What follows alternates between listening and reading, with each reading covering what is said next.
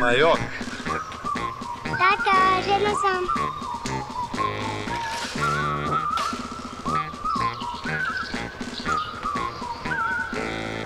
Slobodno ovdje.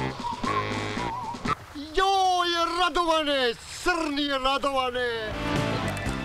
Vrlo ozbiljan posao, kao i svaki drugi. Ne trpi improvizacije. Biće sve u redu, gazda, samo prsti da mi prorade. 2 godine nisam imao priliku. Znaš kako je u Ćuzi, nema prakse. Ne znam. Ton? Ide, 4 prvi put. Ti kažeš? Poslio si se u perionicu. Jedno čekam da se započnem da ovom kuće. Hoće čovjek da se ženi, nevjerovan. Pa to je van svake pameti u današnje. Pa onda, da vam se predstavim, ja sam Stojče, pošteni biznismen, čiju ženu napadaju pokvareni muškarci. A mili moj, nemoj da kidaš živce, ja sam na sigurnom mestu. Gde je lova? Brojim do 3, a onda pucam.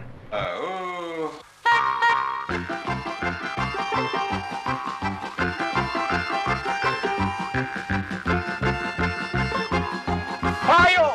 Fire!